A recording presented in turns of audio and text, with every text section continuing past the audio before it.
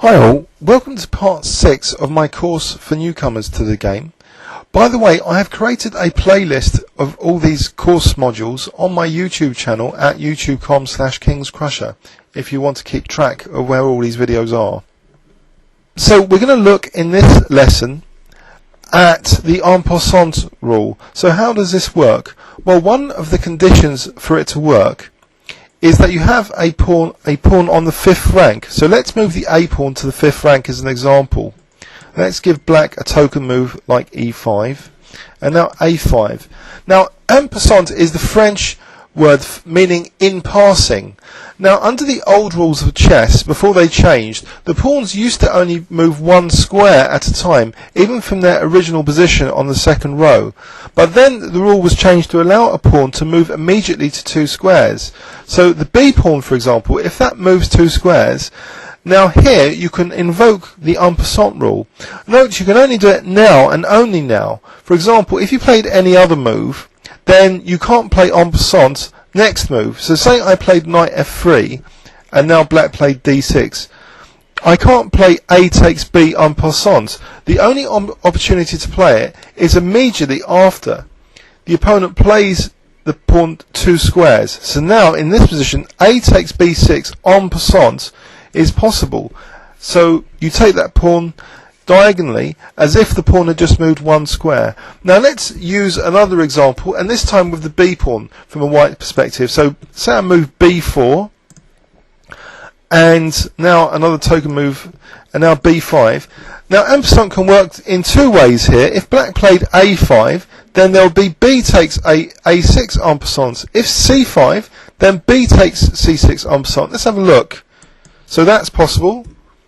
Or if C5, B takes C6 en passant. And it's again, it's only for one move. If you played something else, you would lose your privileges. So say black played D6 and you played E3 and now A5 say. Now say you didn't take the en passant immediately, say knight F3, knight F6, you've lost your privilege. You can't play B takes A5 en passant. So basically, we're getting the idea that the rule needs your pawn on the 5th row, so you're slightly in the opponent's territory. So let's look at the C pawn now as an example. So I'll play F5 and now I'll play C5 as an example. So if black played B5 or D5, we'll be able to invoke the en passant rule. So say B5, it will be C takes B6. Say D5, sorry, instead of B5, D5, there'll be C takes D6. Okay, now let me test you on this. So we're going to use the D pawn now as an example. Let's hope you're getting the idea of this. And I'll play D5. Now say the opponent played E5. So how would you take the E pawn now? I'll give you 5 seconds starting from now. Okay, it will be D takes E6 en passant.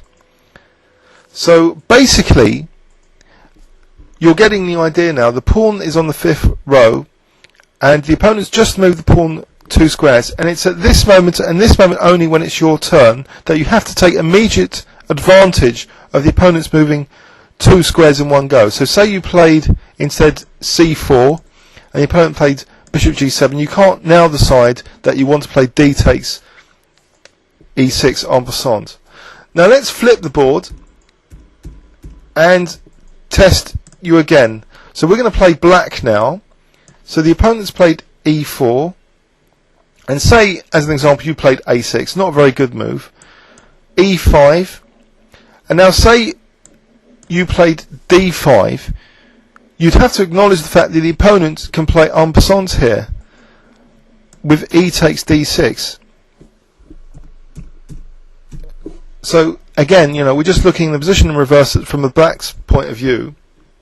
So say D4 was played, G6, D5. Now if C5, so what would white be able to play here?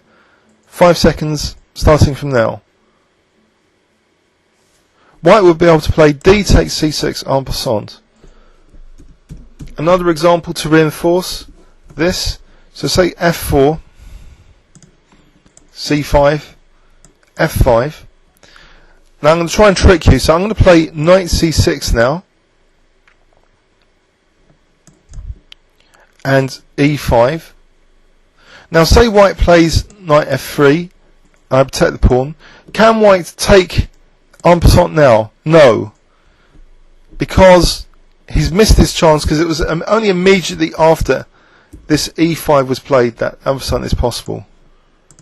So I hope you've got the general idea of the en passant rule, and it's only when the pawn is on the 5th rank. Let's flip the board again.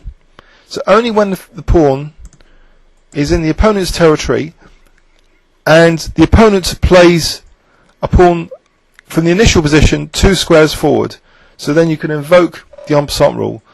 So I hope you've guessed it here. I'll give you 5 seconds. You can play e takes d6 here, en passant. No, it's actually recorded as e takes d6 rather than e takes d5. I should have made that clearer, perhaps. And if you want, you can put e.p just to make it clearer on your score sheet if you're recording this in a club match. So e takes d6. If black had played f5, e takes f6. So I hope it's crystal clear now, the en passant rule. And please leave any comments or questions on YouTube. Thanks very much.